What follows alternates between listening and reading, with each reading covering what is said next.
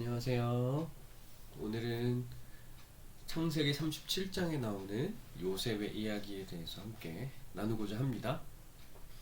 요셉이 등장할 때는 나이가 17살 때부터 나오기 때문에 그 전에 있었던 요셉의 어린 시절은 잘 우리가 그냥 생각 안 하고 넘어갈 때가 참 많은데, 이 보면은 요셉의 인생에는 아버지 야곱과 함께 했었던 그 시절을 우리가 기억해야 합니다.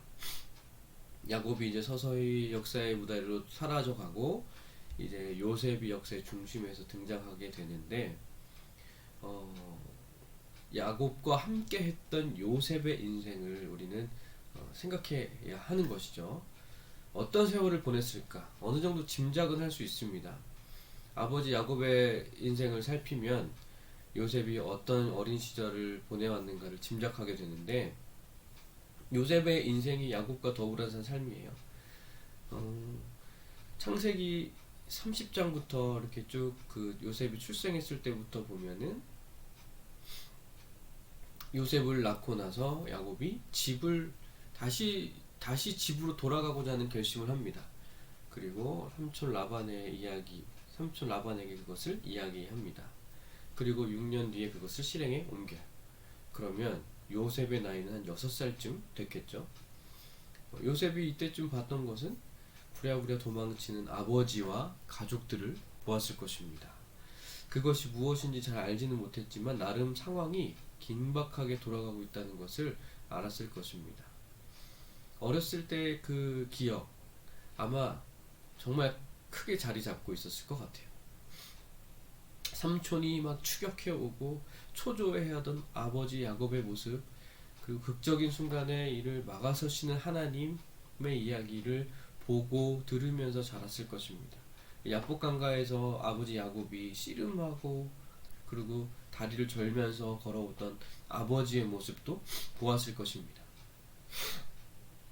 왜 아버지 다리가 그렇게 됐는지도 아마 이야기를 들었을 것이고, 그리고 디나의 강간 사건을 보고 형들이 또 세겜 사람들을 죽이던 일도 목격하고, 아버지가 또 베델에 돌아와서 돌단을 쌓고 하나님께 제사를 드리던 일들도 목격하고, 이렇게 요셉의 어린 시절 야곱의 파란만장한 그 역사와 더불어서 함께 움직였다는 것을 기억해야 합니다.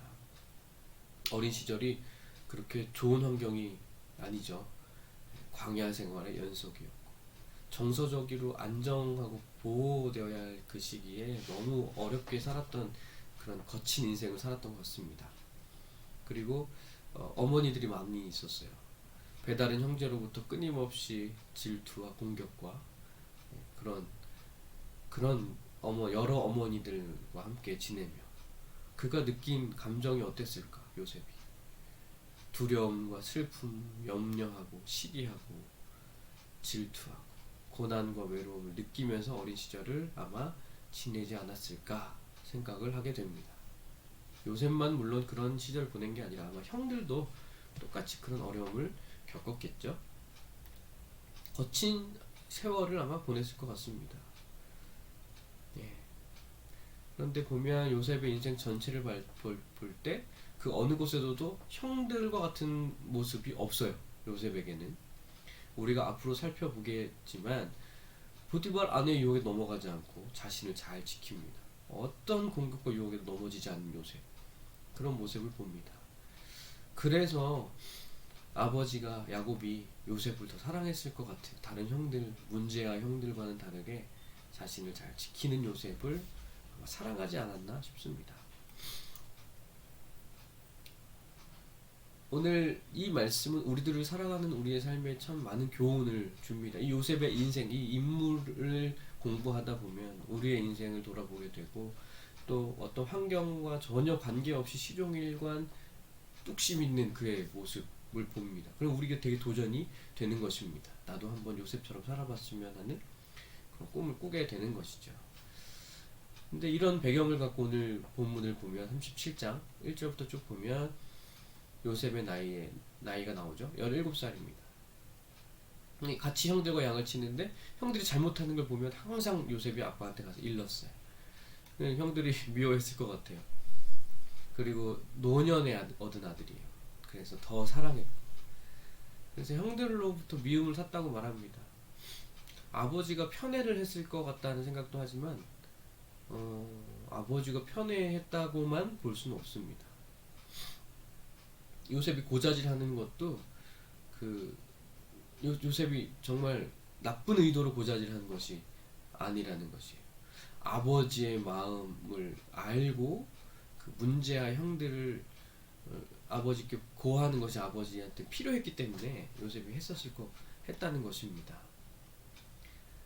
그리고 이 야곱의 아들들의 행동 때문에 야곱이 편애했을 것 같아요. 문제아들을 키우는 아버지 입장에서는 힘들죠, 마음. 이놈들 때문에 속을 썩으며 살아가니까. 그런데 요셉은 다른 형제들과는 다른 거예요. 그리고 또 사랑했던 라헬의 첫 아들이. 그러니까 아버지의 사랑이 이 요셉에게 갔고 채색 옷을 입혔다 기록하고 있죠. 단지 그냥 채색 옷이 색동 옷으로 보기보단 긴 소매가 있다는 것은 의미가 있습니다. 긴 소매를 입혔다. 단순히 편애의 차원이 아니라 야곱이 요셉에게 장자권에 대한 인정을 하는 차원이라고 이해합니다. 야곱도 이삭에게서 형의 장자권을 뺏었죠. 그 이삭에게서 그 정말 장자권에 대한 인정을 야곱이 받게 되었어요.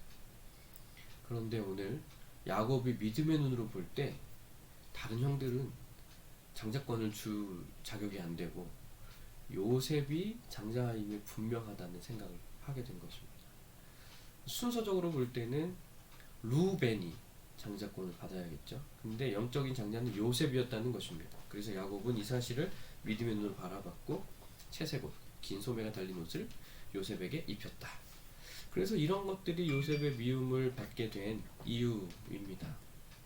단순히 고자질 때문에 아버지의 편애 때문에 미움을 당한 것이 아닙니다. 그리고 이것은 형들이 똑같이 요셉도 똑같은 형들의 무리의 분위기에 만들기 위해 한 것 같지만 요셉은 그 형들에 동화되지 않고 그 형들로부터 똑같은 그 형들과 같은 행동을 하지 않았습니다. 그래서 더 미움을 받은 것 같아요. 4반절 하반절부터 보면은 그렇게 더 표현되어 있죠. 요셉 미움에 대한 표현이 언사가 불평하였다 이런 말을 하는데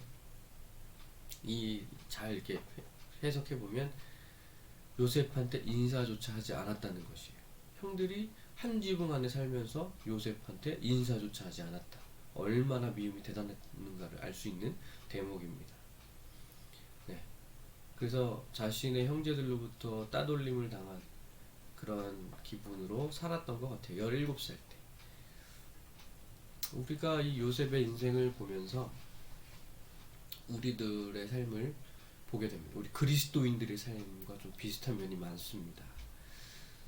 요한복음에 보면 세상이 너희를 미워한다. 그러면 너희는 너희보다 나를 미워한 줄 알라라는 말씀이 있어요. 너희가 세상에 속해 있기 때문에 세상에 속한 자가 아니고 나의 택함을 입은 자이기 때문에 세상이 너희를 미워하는 것이라는 내용이 있거든요. 그리스도인들의 삶이 바로 이래요. 미움을 당하죠. 세상으로부터 미움을 당합니다. 요셉의 경우를 들어서 이야기를 적용해보면 저들과 동화되지 않는 삶 때문입니다. 세상은 우리를 향해 자신을 흉내내라고 말하고 동화되라고 문화와 그들의 가치에 따라 살아가려고 하지만 그리스도인들은 세상의 가치를 따라 살아가지 않거든요. 그러니까 우리들을 미워할 수밖에 없습니다. 세상의 화려함으로 문화, 유행으로 우리를 유혹하지만 그 모든 것을 우리는 따라가지 않고 예수님을 따라가는 사람들이기 때문에 세상의 미움을 받게 되는 것입니다. 어떤 유혹과 협박이 있든 자신을 지켰던 이 요셉, 어렸을 때부터 또 나중에 애굽의 총리가 되기까지 자신을 잘 지켰어요. 형들의 미움에서부터 자신을 지켰고 유혹에서 자신을 지키고 그렇게 살았던 것을 보게 됩니다. 이것이 히브리서에도 이 믿음의 인물로 설명하고 있는 것이에요. 그리고 또 오늘 본문에 크게 형들에게 미움을 받았던 이유는 꿈 때문입니다. 다른 볕단이, 형들의 볕단이 자기의 볕단에게 절을 하고, 다른 형들의 별들이 자기에게 11별이 절을 하고, 그런 꿈을 말했을 때 정말 미움이 극에 다른 것이죠.